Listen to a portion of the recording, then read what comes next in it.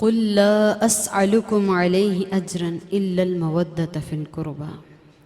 اللہ رب العالمین قرآن عظیم فرقان حمید میں اپنے محبوب کو مخاطب فرما کے ارشاد فرما رہے ہیں کہ اے محبوب آپ فرما دیجئے کہ میں تم سے اس کام پر کوئی اجرت طلب نہیں کر رہا سوائے قربا کی مودت کے۔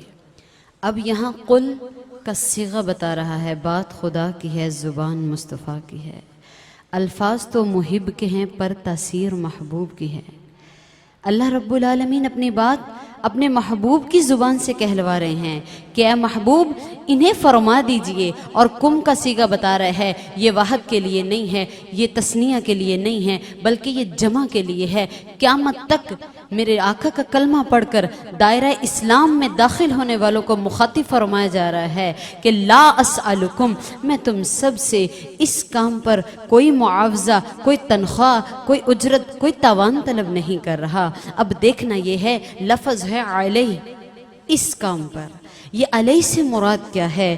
تو یہ وہ کام ہے جو میں بتانا چاہوں گی کہ ہمیں ایمان ملا تو سرکار کے صدقے، قرآن ملا تو سرکار کے صدقے، رمضان ملا تو سرکار کے صدقے، ہدایت ملی تو سرکار کے صدقے، ہمیں تو رحمان بھی ملا تو سرکار کے صدقے، کیونکہ جب کچھ نہ تھا خدا تھا، جب کچھ نہ ہوگا تب بھی خدا ہوگا، پر ہمیں خدا کا تب تعارف ملا جب زبان مصطفیٰ سے نکلا کہ قل هو اللہ احد، فرما دیجئے وہ اللہ ایک ہے۔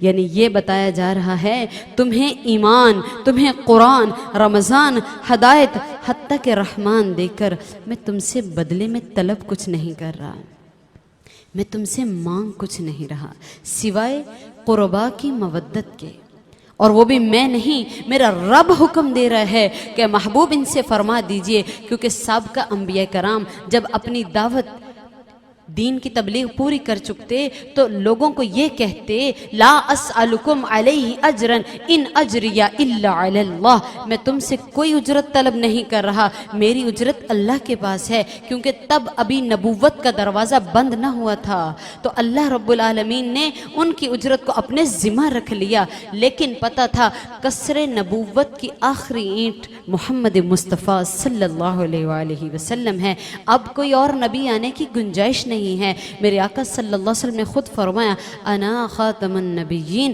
لا نبی بعدی، میں آخری نبی ہوں، میرے بعد کوئی نبی نہیں آئے گا۔ اب پتہ چلا اب نبوت کا در بند ہونا ہے، تو اس لیے اللہ رب العالمین نے فرمایا محبوب آپ ولایت کا دروازہ کھول دیجئے، آپ ولایت کا دروازہ کھولیے، انہیں کہیے میں اس سارے کام پر، ایمان پر، قرآن پر، رمضان پر، حتیٰ کہ رحمان پر تم سے اجرت کوئی طلب نہیں کر رہا، تم سے کوئی تنخواہ نہیں مانگ رہا، مالی معاوضہ نہیں مانگ رہا، کوئی تاوان نہیں مانگ رہا، الا المودۃ فی القربى، مگر صرف اور صرف میرے قربا کی مودت۔ حضرت ابن عباس نے عرض کی یا رسول اللہ صلی اللہ علیہ وسلم آپ کی قربا ہیں کون جن سے رب مودت کا حکم دے رہا ہے؟ حضور یہ کون ہیں؟ تو آقا علیہ السلام نے مسکرا کے فرمایا علی فاطمہ وولدہما، علی، فاطمہ اور ان کی اولاد میرے قربا ہیں، علی میرے قربا ہیں، فاطمہ میری قربا ہیں، علی کے اولاد میرے قربا ہیں، ہم کیوں کرنا کہیں عظمت آل نبی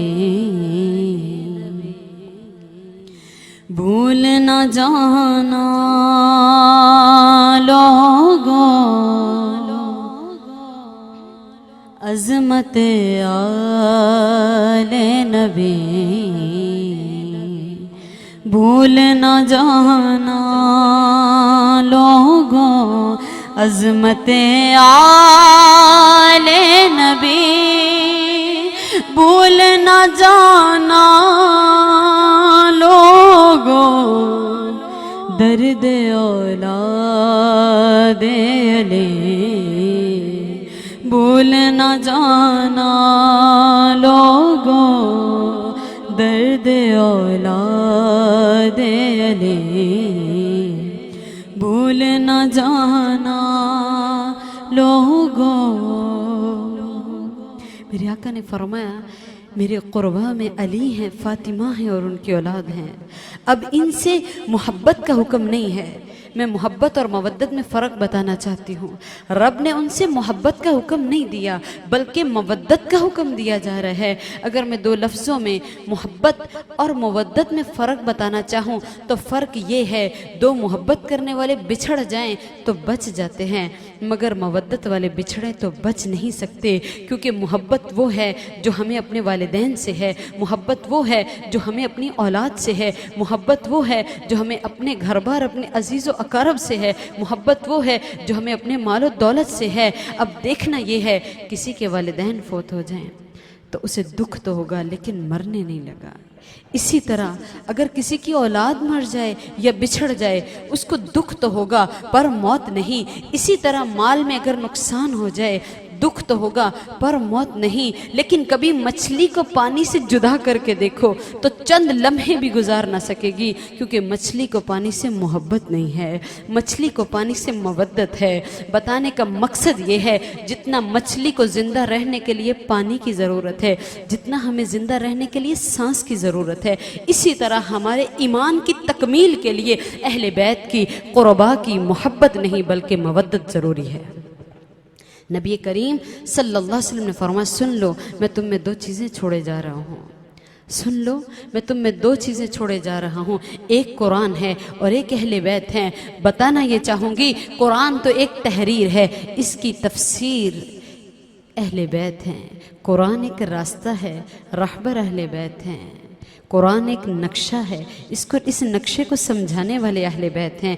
نبی کریم صلی اللہ علیہ وسلم نے فرمایا قرآن اور اہل بیت قیامت تک ساتھ رہیں گے، قرآن اور اہل بیت قیامت تک ساتھ رہیں گے. اور فرمایا ایک بعض روایت میں آتا ہے قرآن اور علی حوض کوثر پر میرے ساتھ میرے پاس آئیں گے. اب دیکھنا یہ ہے یہاں قرآن فرمایا ہے اور علی کا ذکر فرمایا ہے. دیکھنا یہ ہے کیا قرآن کو کوئی اٹھا کر لائے گا؟ کیا وہاں فرشتوں نے قرآن اٹھایا ہوگا؟ کیا قرآن کو لانے والے، کیا قرآن کسی بحالت شخصیت آئے گا؟ تو یہ اللہ کے ولیوں نے تفسیر کی ہے کہ ہاں اس کی تفسیر سننی ہے تو میرے نبی سے پوچھو. آقا علیہ الصلوۃ والسلام نے فرمایا انا مدینۃ العلم وعلی بابھا، میں علم کا شہر ہوں اور علی اس کا دروازہ ہے. میں علم کا شہر ہوں، علی اس کا دروازہ ہے. تو جس نے در نبی پر ایک دفعہ جھکنا ہے اسے در علی پر دو دفعہ جھکنا پڑے گا. اور میں بتانا چاہوں گی کہ قرآن کس طرح آئے گا؟ قرآن علی کی شکل میں آئے گا، کیونکہ انہوں نے قرآن کو اپنے اوپر اس طرح وارد کر لیا. قرآن ان کی ایک ایک ادا سے ظاہر ہوتا تھا. قرآن تحریر تھی، وہ ناطق قرآن تھے. نبی کریم صلی اللہ علیہ وسلم نے فرمایا اپنے انہی قربا کے بارے میں کہ سید الرجل الاہل جنت، جنت کے تمام مردوں کے سردار علی ہیں. سیدۃ النساء العالمین اہل جنت، جنت کی تمام عورتوں کی سردار میری فاطمۃ الزہرا ہیں. سید الشباب اہل جنت، جنت کے نوجوانوں کے سردار حسنین کریمین ہیں.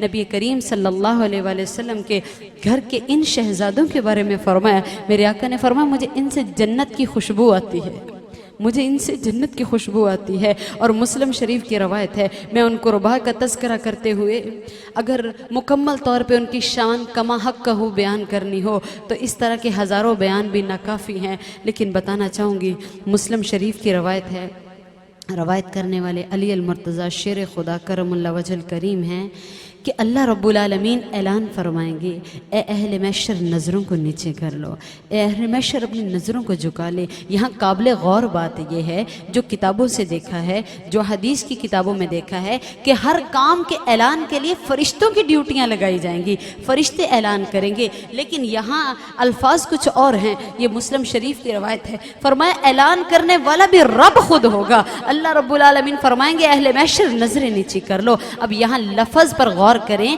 لفظ اہل محشر ہے تو یہ خصوص کا صیغہ نہیں ہے، یہ عموم کا صیغہ ہے. کیا یہاں عام لوگ نظریں نیچے کریں؟ تو پتہ چلا نہیں. جب اہل محشر کا لفظ ہے تو وہاں عام عوام نہیں ہے بلکہ وہاں ولی بھی ہیں، غوث بھی ہیں، کتب بھی ہیں، ابدال بھی ہیں، کلندر بھی ہیں، پیغمبر بھی ہیں، اولو العزم نبی بھی ہیں، لیکن حکم عام ہے اے اہل محشر سب نظریں نیچے کر لو، اس لیے کہ جنت میں جانے کے لیے وارث جنت آ رہی ہیں، مالک جنت آ رہی ہیں، فاطمہ بنت محمد صلی اللہ علیہ وآلہ وسلم تشریف فرما ہیں، تو وہ واحد عورت ہیں۔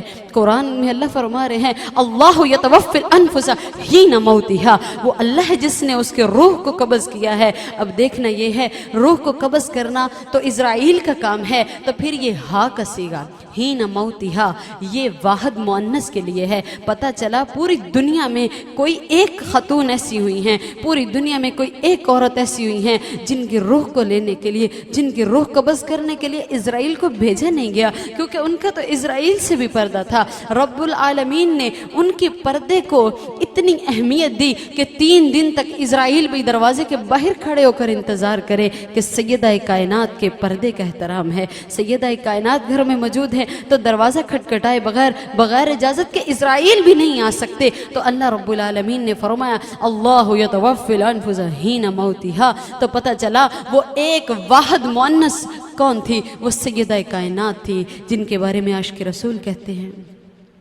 کیڑی عورت وچ کونین جس نے، کیڑی عورت وچ کونین جس نے زہرا وانگ پیشانے جلی ہوئے، جدے پتر حسنین جے لال ہون تے جدہ سرتاج مولا علی ہوئے، جس دے دردی غلامی کرن خاطر، جس دے دردی غلامی کرن خاطر ہر ایک حور جنت دی کھڑی ہوئے، پھر بھی اپنے ہتھاں نال پیس چکی چھالے انار بھری تلی ہوئے۔ اور کیڑی شہنشاہزادی یہ دنیا ہوتے جدے گھر وچ کئی دن تک اگ نہ بلی ہوئے، اور جس دی خاکے پانو غازہ جان کے تے، جس دی خاکے پانو غازہ جان کے تے ہر ایک حور نے مکھ تے ملی ہوئے، پردہ اینا کہ جدی زمین نے بھی کدی ویکھی نہ پیراں دی تلی ہوئے، جدی بوہے تے جدی تربت تے گردن جھکایاں باجوں نہ کوئی غوث ہوئے نہ کوئی ولی ہوئے، بوہا ایک پاسے نیوی تون کر کے جدی لنگی فرشتیاں گلی ہوئے، سائم کون پہنچے او دی شان تائیں جڑی محمد دی گود چ پلی ہوئے صلی اللہ علیہ وسلم۔ اور ان قربا میں سے میرے آقا صلی اللہ علیہ وسلم کے داماد جن کو میرے آقا نے خود فرمایا النظر الی وجہ علی عبادہ، علی کا چہرہ دیکھنا عبادت ہے۔ روایت کرنے والی بی بی پاک سیدہ عائشہ صدیقہ ہے، وہ اپنے بابا سے کہنے لگی بابا معاملہ کیا ہے سیدنا صدیق اکبر سے، اب سب لوگوں کو چھوڑ کر صرف علی کے چہرے پہ نظر مرکوز رکھتے ہیں، صرف علی کا چہرہ دیکھتے ہیں، وہ بھی عاشق صادق تھے۔ میں یہاں بتانا چاہوں گی صحابہ کا آپس میں تعلق کتنا خوبصورت تھا۔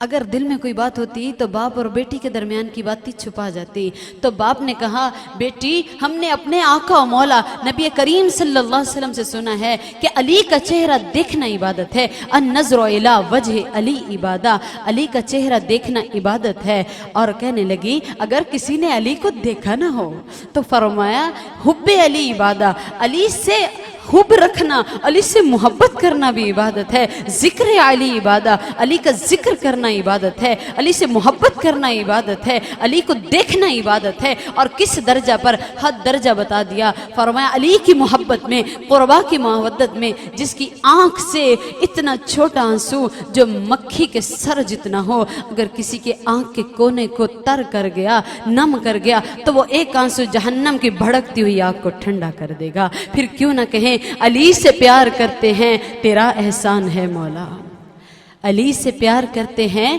تیرا احسان ہے مولا، ہمارے پاس بخشش کا یہی سامان ہے مولا۔ ارے درے پنجتن کو چھوڑ دیں ایک جنت کے لیے، درے پنجتن کو چھوڑ دیں ایک جنت کے لیے، ہم یہ سودا نہیں کرتے، ہمیں نقصان ہے مولا۔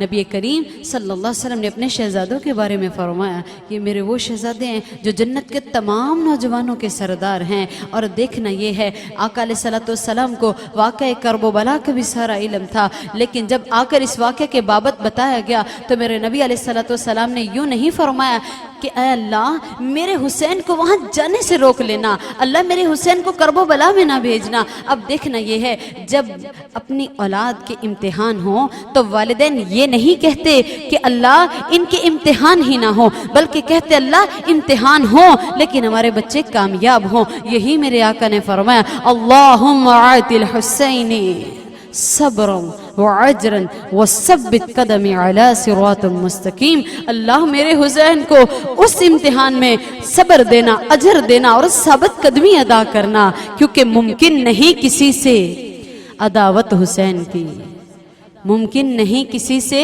عداوت حسین کی، سانسوں میں بٹ رہی ہے محبت حسین کی۔ بازار کے ہجوم سے کہہ دو کہ چپ رہے، قرآن کر رہا ہے تلاوت حسین کی۔ نبی کریم صلی اللہ علیہ وسلم کے ان شہزادوں نے قرآن کو پایہ تکمیل تک پہنچا دیا، وہ ذبح عظیم کا درجہ حاصل کر لیا۔